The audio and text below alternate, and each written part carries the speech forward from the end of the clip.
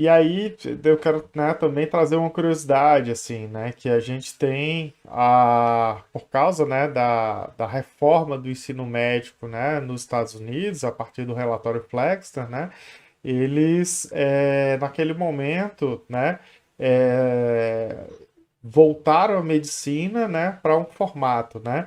Então, inclusive, esse modelo onde a gente tem as ciências, né, biológicas primeiro, laboratoriais, né? Então, né, de estudar anatomia, fisiologia, né, bioquímica, para depois, né, olhar o paciente, depois entender o sistema.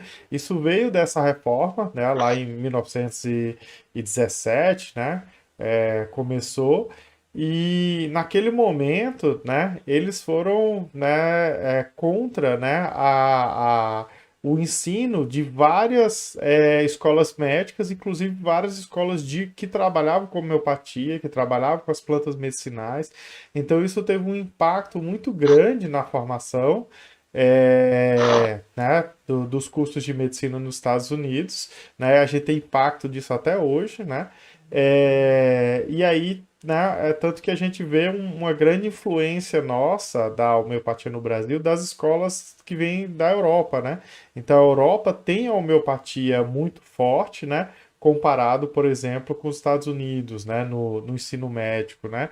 Então, mais como uma curiosidade, assim, para a gente pensar como é que foi impactado, né? O ensino. E aí, eu, né, trago assim para vocês. Pode começar pelo João, né? Ele já comentou um pouco, né, de como a homeopatia ela contribui, né, na atuação do médico de família. O médico de família é algo mais recente também, né, que resgata um pouco esses princípios do médico que está mais perto do paciente, que faz esse acompanhamento longitudinal, né, e não apenas, né, aquele consulta mais hospitalocêntrica, né, que é mais de intervenção, né, imediata, né. Então, João, você, né, puder trazer um pouquinho assim da sua experiência, de como você vê, né, a contribuição da homeopatia, né, no dia a dia do serviço de saúde, né, do atendimento médico, eu acho que é um pontapé e depois a gente vai para o Renato também para falar do ensino, né, e aí a gente vai costurando. Joia. É, é legal de ver, é legal assim, né? Comparar, quando você mencionou exatamente o relatório Flexner, né? Que ele foi a base da sistematização da medicina, né? Mas numa lógica de standardização, de generalização, né? Ou seja, vamos botar todo mundo mais ou menos igual e definir, classificar as doenças, né? E o tempo foi passando, isso foi útil por um período, né? Sobretudo nessa questão das doenças infecciosas, coisa e tal. Porém, começa a surgir um período em que o sofrimento, né, ele não é mais tanto físico, exatamente pelas doenças orgânicas já estarem mais controladas, e passa a haver um sofrimento mental, um sofrimento humano, né? E isso a estandarização, né, não consegue alcançar. É quando a homeopatia volta, né, não só a homeopatia como as outras racionalidades, né, como a medicina chinesa e tudo mais, que vê o ser humano de uma forma mais individualizada, né?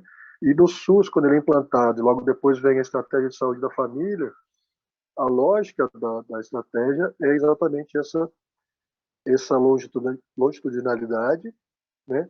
E olhar a pessoa como uma pessoa, né? E não como um caso, e não como um problema, uma doença, um CID, né? Como a gente costuma falar. Então, ela é um múltiplo. É muito comum o médico de família ter dificuldade. Qual CID que eu ponho, qual diagnóstico? São 10 diagnósticos por consulta, né? Porque se a pessoa for queixar tudo que ela sente, se for seguir a lógica da medicina tradicional, vira um monte de questões e se perde, né? Então, a gente precisa desse olhar do todo, desse olhar, né? Do que tem por trás daquela queixa, o que realmente trouxe o paciente, né? Que muitas vezes nem é a queixa principal, né? Isso é muito comum na saúde da família. E a homeopatia traz isso tudo já há 200 anos e ela vai olhar o que está além, é o que está por trás. E no dia a dia da prática, tem uma pergunta que eu acho é fundamental, né? Que se os clínicos fizerem, eles vão ver que vai dar um gancho com um olhar diferente para as pessoas, né? A pessoa traz a queixa e aí você pergunta, mas tá, e como é que isso aí te afeta, né? Porque aquele diagnóstico que a pessoa recebe, para algumas pessoas não vai afetar muito, ele está lá só porque me mandaram ele. Para outras pessoas, aquilo é o fim do mundo, né? Eu já peguei pessoas que com diagnósticos simples, que são resolvíveis, mas aquilo acabou com a vida dela, né? No sentido de relacional. E isso a biomedicina não consegue acessar. Isso aí, o médico de família fica, às vezes, sem. Né? É muito comum a gente ouvir o médico de família falar: olha, eu entendo que a questão, a enxaqueca dele, a dor de cabeça ou as dores, são por causa da pressão do trabalho, são por causa disso, mas eu não consigo. Eu só tenho, sei lá, fluoxetina para dar para ele. Né? E aí, se ele tiver o treinamento, né, a capacitação na homeopatia, ele vai ter um arsenal enorme para poder individualizar aquele paciente e conseguir trazer ele para se portar de forma diferente perante a vida, né? E conseguir pegar as rédeas da própria vida. Isso é muito interessante. Existem outras técnicas que faz, né? A psicoterapia, terapia comunitária, outras formas de se fazer isso também, mas a homeopatia é uma delas e numa UBS ou na policlínica, onde for, tem grande possibilidade de contribuir para esse paciente voltar a ser ator da própria vida. Isso que a gente vê muito. As pessoas perderam a capacidade de lidar com os acontecimentos. Eles estão muito fragilizados. E quando a gente... Interessante. A homeopatia... Pode falar. Não, desculpa, eu estava falando que... desculpe te interromper, João, mas é interessante que são métodos clínicos que se complementam, né?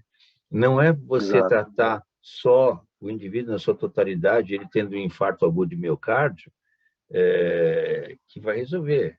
E também não é só você tratar este quadro, uma doença específica que vai resolver a causa dos problemas. Então, a abordagem em homeopatia, que é uma abordagem ampliada com base na totalidade sintomática, ela fundamenta-se muito na clínica e ela tem toda uma racionalidade que Madel coloca, mas uma racionalidade médica e uma especificidade que é capaz de dialogar com o alopata com tranquilidade. No entanto, o alopata, como não conhece a homeopatia, acaba achando que aquilo não tem fundamento, ou que é água com açúcar, ou que é fitoterapia, e são coisas muito distintas, né?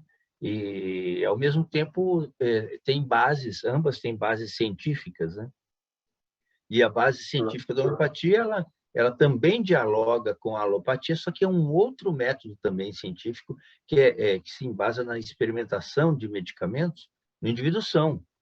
Então, essa sistematização de pesquisas sobre as propriedades terapêuticas dos medicamentos, ela foi desenvolvida lá atrás por Samuel Hahnemann, que era um gênio. E é claro que, muitas vezes, a falta de oportunidade de as pessoas conhecerem a genialidade e também o desenvolvimento dessa especialidade médica, que foi uma das primeiras, se não a primeira especialidade médica, porque ela derivou da alopatia, mas ela dialoga muito bem com a alopatia, né? É claro que a gente precisa ter o mínimo de formação. Então, os cursos que entendemos que são necessários, não precisam ser cursos de especialização necessariamente no primeiro momento, mas os médicos, como disse bem o João, ele tem condições de aumentar muito seu arsenal terapêutico. Nós, em homeopatia, temos mais de 2.000 medicamentos experimentados.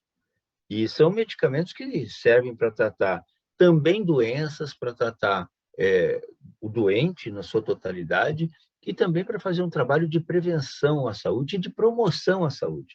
Eu costumo dizer também que a homeopatia ela tem suas virtudes como estímulo à educação em saúde, porque faz com que o próprio indivíduo perceba-se melhor, né, compreenda o seu processo evolutivo dos sintomas, que é importante para o médico poder concluir o diagnóstico medicamentoso, que é um diferencial que a gente tem da alopatia. Na alopatia, a gente faz um diagnóstico anatomopatológico. Então, a gente conclui um diagnóstico a partir da base anatômica, quer dizer, já houve uma lesão ou já existe uma disfunção e há indícios de comprometimentos bioquímicos. Na homeopatia, há 200 anos sistematizada, não havia toda essa tecnologia que a gente tem hoje, que a gente também utiliza enquanto médico, né? Nós somos médicos, antes de sermos homeopatas, nós somos médicos alopatas. E essa possibilidade de junção dos dois, especialmente na medicina de família e comunidade, a gente aqui também dá aula de medicina de família e comunidade, a gente percebe a ampla possibilidade de condução com segurança de quadros menos graves ou casos crônicos com má resolução.